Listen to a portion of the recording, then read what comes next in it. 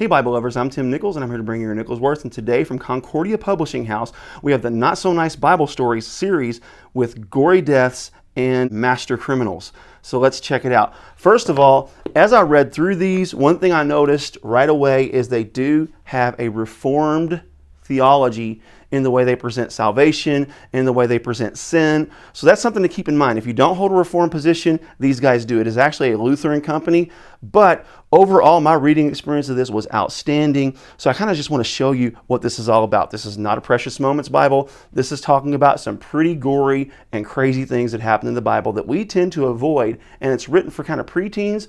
But really, if you are a parent that's guiding your children in their study of Scripture, this can really work for children of any age, because we don't need to whitewash the Bible. We don't need to pretty it up. We need to tell the truth. And there's some pretty wild things that happen in the Scripture. So let's start off with gory deaths.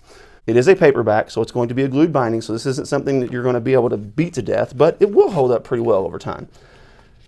But when you get to the table of contents, it kind of has clever stories. Let It Brimstone, talking about Sodom and Gomorrah. Surf's Up, talking about the parting of the Red Sea, so on and so forth. So here's how it's laid out. First of all, it gives you a nice little introduction to kind of let you know why they're making this thing.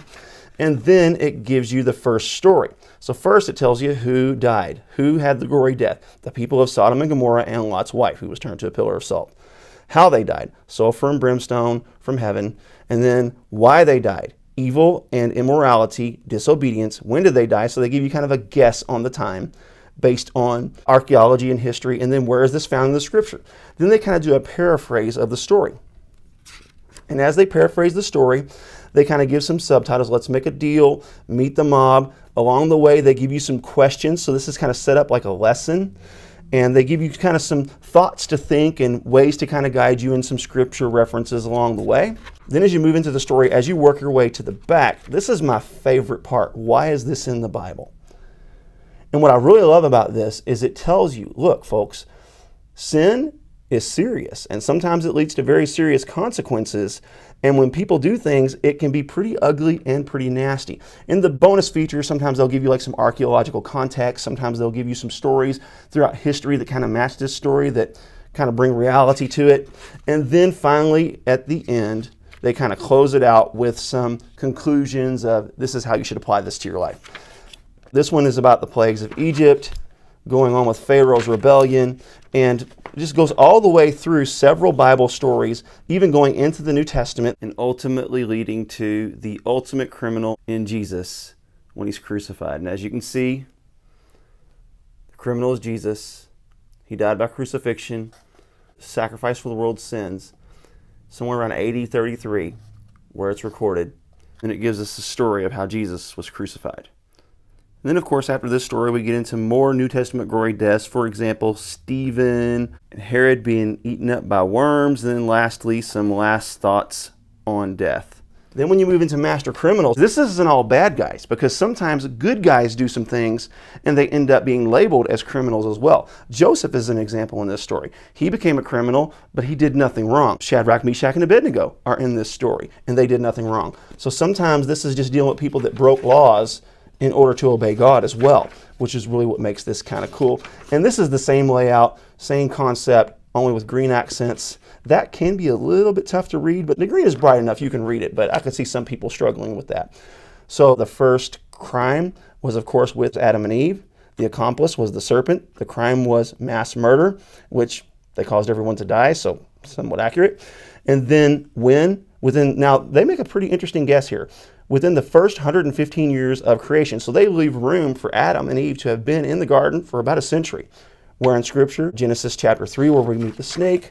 Of course, the same thing. It gives you some questions to ponder.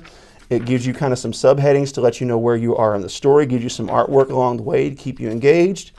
And then at the end, it gives you the why is this in the Bible, consequences of sin. And of course gives you some bonus features that show you different types of gardens and poisoned fruit. It compares it to Snow White, which I thought was kind of neat.